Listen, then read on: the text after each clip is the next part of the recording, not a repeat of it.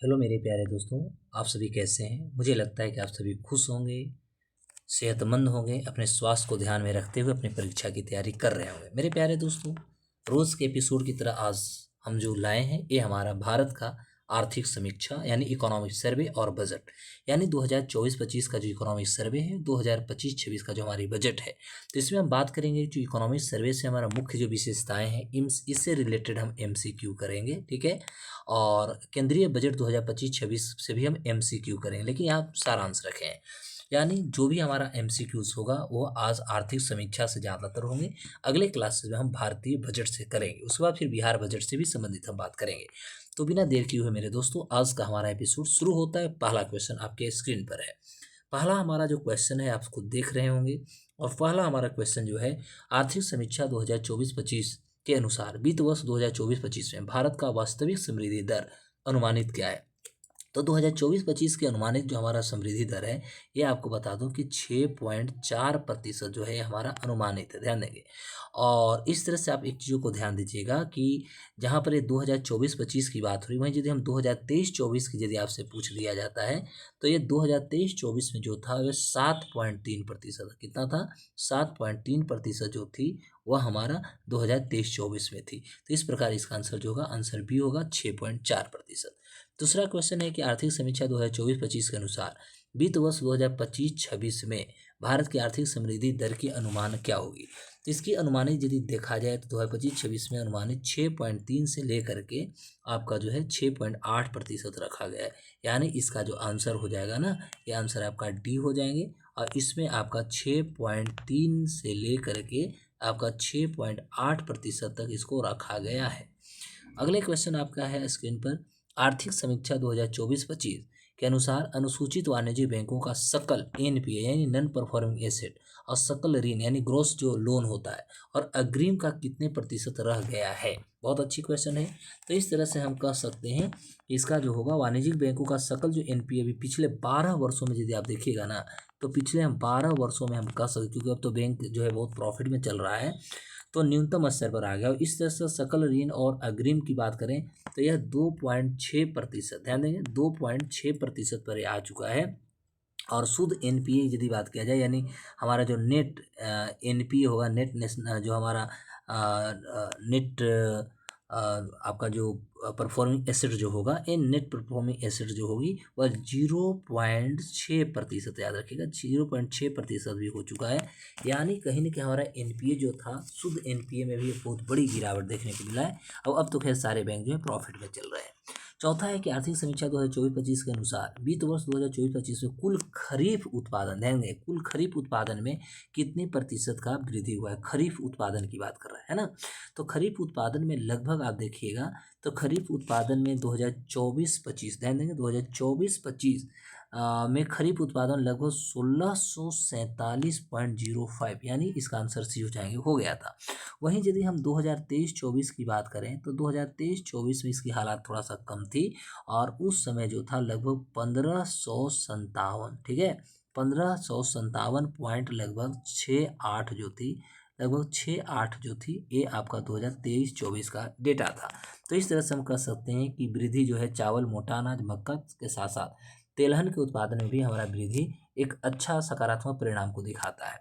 Next अगला question आपका है कि वित्त वर्ष 2024-25 में औद्योगिक क्षेत्र में निम्नलिखित में से, औद्योगिक क्षेत्रों की बात करें तो निम्नलिखित में से किस उप क्षेत्र का प्रदर्शन सबसे अच्छा रहा है। तो औद्योगिक क्षेत्रों में देखिएगा तो सबसे बढ़िया जो हमें दिख रहा है, तो पहले स्थान पे तो आप देखिएगा तो इसमें आपका निर्माण क्षेत्र ही आपको ज़्यादातर दिखेगा, क्योंकि औद्योगिक उप क्षेत्रों में निर्माण का प्रदर्शन जो रहा है, ये निर्माण का प्रदर्शन सबसे बढ़िया रहा है। और महामारी यानी कोविड-19 जो था, कोविड-19 से पहले जो देखिएगा तो इसमें रुझान मात्र 15% थी, और यह वृद्धि मजबूत अवसंरचना विकास के साथ साथ आवास की मांग से प्रेरित है। और दूसरे तथा तीसरे स्थान पर क्रमशः बिजली यदि देखा जाए तो दूसरे स्थान पर बिजली और जो गैस आपका है और जलापूर्ति जो है, ये आपका दूसरे तीसरे स्थान पर आ जाते हैं। तो आपका अवसंरचना जो विकास होता है ना, अवसंरचना विकास और आवास की यदि बात किया जाए तो दूसरे पर आते हैं। तो इसका आंसर जो हो जाएगा आपका निर्माण क्षेत्र हो जाएंगे। नेक्स्ट है कि उपभोक्ता खाद्य मूल्य सूचकांक द्वारा मापी गई खाद्य मुद्रास्फीति वित्त वर्ष 2024-25 में कितनी रही? तो ये 2024-25 में जो खाद्य मुद्रास्फीति रहा वो 7.5% पर रहा। कितना? 7.5% पर रहा। और 2024-25 में बढ़कर ये 8.4 हो गई है। ध्यान देंगे 2024-25 सॉरी, तो इसका आंसर जो हो जाएगा ये 8.4% ही बढ़ करके हो गई है अकॉर्डिंग टू इकोनॉमिक सर्वे। इसका आंसर हो जाएगा 8.4% हो गई है।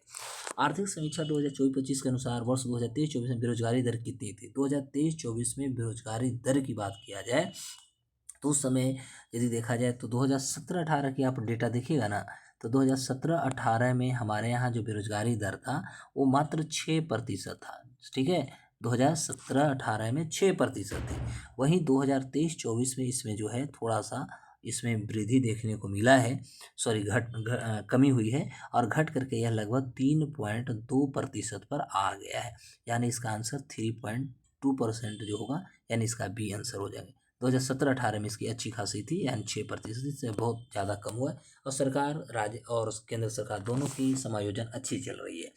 वित्त वर्ष 2024-25 में कृषि एवं संबंधित क्षेत्रों में वृद्धि दर कितनी दर्ज की गई है? सॉरी 8 नंबर का है, वित्त क्षेत्र या वित्त वर्ष 2024-25 में कृषि एवं संबंधित क्षेत्र में वृद्धि दर कितनी दर्ज की गई है? तो यह वृद्धि दर्ज जो हुआ है 2024-25 के अनुसार, हम 2024-25 में प्राथमिक का मतलब हम कह सकते हैं कृषि और संबद्ध क्षेत्र, द्वितीय क्षेत्र यानी औद्योगिक हो जाएगा, तृतीय क्षेत्र यानी सेवा क्षेत्र है। यानी इस तरह से यदि हम प्राइमरी क्षेत्र की बात करें यानी कृषि संबद्ध क्षेत्र, तो इसमें 3.8% है, ध्यान दीजिएगा। यदि हम सेकेंडरी क्षेत्र की बात करें तो 6.2% रहेगा और सर्विस सेक्टर जो होगा तृतीय क्षेत्र होगा 7.2% होगा। ठीक है, तो अब मायने सी बात है, इसको परसेंट 6.2% है। ठीक है, और ये 3.8% है।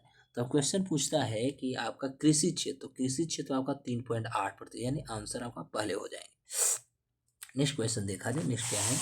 नेक्स्ट आपका कहता है कि एमएसएमई यानी देश का एक कह सकते हैं बैकबोन होता है, तो एमएसएमई को इक्विटी फंडिंग प्रदान करने के लिए निम्नलिखित में से किस कोष का निर्माण किया गया है? देखिए एमएसएमई को लेकर के देखिएगा तो भारत सरकार इक्विटी फंडिंग का जो है सबसे ज़्यादा बात कर रही थी और इसको प्रदान करने के लिए लगभग हम देखिएगा तो 50,000 रुपया, ठीक है, तो लगभग 50,000 करोड़ का जो है गवर्नमेंट ऑफ इंडिया के द्वारा जो है एक आत्मनिर्भर भारत कोष का निर्माण किया गया है। डी होगा ऑप्शन, आत्मनिर्भर भारत के लिए 50,000 करोड़ रुपया जो है भारत सरकार एक लाई है। 10वां नंबर है कि आर्थिक समीक्षा 2024-25 के अनुसार गैर जीवाश्म ईंधन स्रोत से स्थापित विद्युत उत्पादन क्षमता कुल उत्पादन क्षमता का कितना प्रतिशत होगा? तो गैर जीवाश्म ईंधन स्रोत से स्थापित विद्युत उत्पादन क्षमता कुल उत्पादन क्षमता का लगभग देखिएगा तो लगभग 46.8% जो होगी वो 46.8% देखने को मिल रहा है। वहीं ये भी कहा जा रहा है कि जब 2030 आएगा तो 2030 में आपको पता ही है कि भारत गैर जीवाश्म ईंधन के जो क्षेत्र होंगे इसका उत्पादन क्षमता जो होगी या लगभग हम कह सकते हैं कि 50% को हम ये हासिल कर लेंगे। ठीक है, और इस लक्ष्य को कोशिश किया जा रहा है कि 2025 तक ही इसको प्राप्त कर लिया जाएगा, जो कि 2030 का जो हम लक्ष्य रखे हैं तो इसको हम बहुत जल्दी प्राप्त करने की कोशिश भी करेंगे। 11 है कि लोगों के कुल स्वास्थ्य खर्च में अपने जेब से किए जाने वाले खर्च का अनुपात कितना है? अपने जेब की यदि बात किया जाए ना तो लोगों के कुल स्वास्थ्य खर्च में अपने जेब से किए जाने वाले खर्च का अनुपात अभी घटा है और आई थिंक घट करके आपका 39.4% हो गया, यानी 39.4% अभी हो चुकी है, यानी इसका भी आंसर जो होगा आपका डी हो जाएगा। और हम ये भी कह सकते हैं कि इसके पहले जो था ये लगभग 62%, 62 पॉइंट समथिंग आप ले चलेंगे या डेटा देखिएगा तो 62.6% इकोनॉमिक सर्वे के माध्यम से मिला था। और इस बीच सरकारी स्वास्थ्य खर्च जो बढ़ा था उसमें अभी जो है सरकारी खर्च लगभग 48% की इसमें वृद्धि अभी देखने को मिला है और जो पहले मात्र 29% था अभी सरकार 48% यानी 29 गुना, लगभग 2 गुना कह सकते हैं इसमें वृद्धि किया गया है। वैश्विक सेवा निर्यात में भारत हिस्सेदारी के मामले में किस स्थान पर? देखिए वैश्विक हिस्सेदारी की बात किया जाए ना तो वैश्विक सेवा निर्यात में भारत जो है दुनिया में 7वें स्थान पर है, यानी 7th रैंक पर है। ठीक है, और हिस्सेदारी जो कि विश्व के यदि हम सेवा निर्यात करें तो विश्व का सेवा निर्यात देखिएगा तो विश्व का सेवा निर्यात में भारत का 4.3% का जो है भारत का कंट्रीब्यूशन है। वहीं अमेरिका की हिस्सेदारी सबसे ज़्यादा यूएसए की देखिएगा तो अमेरिका की हिस्सेदारी लगभग 13% है। ध्यान देंगे लगभग 13% के लिए अमेरिका का है, इसलिए आंसर इसका होगा 7वां स्थान। अगला है कि बड़े बंदरगाहों के बीच कंटेनरों का टर्न अराउंड टाइम घटकर कितना रह गया? टर्न अराउंड, तो बड़े बड़े यदि देखिएगा तो वित्तीय वर्ष 2025 में भारत में बंदरगाह क्षमता में वृद्धि हुआ है और बड़े बंदरगाहों के बीच कंटेनर का भी टर्न अराउंड में वृद्धि हुआ है। तो जहाँ पर आप देखिएगा कि 2024 में ये लगभग 48.1 घंटा, ध्यान दें 48.1 घंटा होता था, अब इसमें वृद्धि हुआ है और यह वृद्धि हो करके अब ये लगभग 30.4 घंटा हो गया, 30.4 घंटा हुआ, ऑप्शन 12 हो जाएगा। 14 है कि केंद्रीय, अब आइए यहाँ बजट से क्वेश्चन आ रही है। केंद्रीय बजट 2025-26 की थीम क्या है? केंद्रीय बजट की हमारा जो इस साल का थीम है वह था सबका विकास, सबका साथ सबका विकास के साथ है, यानी सबका विकास, ऑप्शन हो जाएगा बी। नेक्स्ट आपका है कि केंद्रीय बजट 2025-26 में विकास के 4 इंजन को मान्यता दी गई, इनमें से कौन सा शामिल नहीं है? यानी 4 इंजन था, कृषि था, एमएसएमई था, है ना। तो अब उसके बाद व्यापार था, तो यहाँ देखिए कि विनिर्माण है कि निर्यात है। तो ओवरऑल यदि देखा जाए तो इसमें ओवरऑल 4 इंजन में आपका विनिर्माण की चर्चा नहीं की गई थी। कृषि था, एमएसएमई था, निर्यात था, ठीक है। तो आपका विनिर्माण क्षेत्र की बात नहीं हुई। तो दोस्तों आपका ये जो रहा इकोनॉमिक सर्वे और बजट से सेशंस हमारा स्टार्ट हुआ और ये आज हमने 15 क्वेश्चंस किए हैं। फिर इस एपिसोड को हम लोग आगे बढ़ाएंगे और आगे की बात कल जो होगा कल के क्लासेस में इससे संबंधित अन्य प्रश्नों को हम लोग देखने की कोशिश करेंगे। तो आपको ये कैसा लगा आप जरूर अपने कमेंट सेक्शन के माध्यम से बताएंगे। तब तक के लिए नमस्कार, जय हिंद।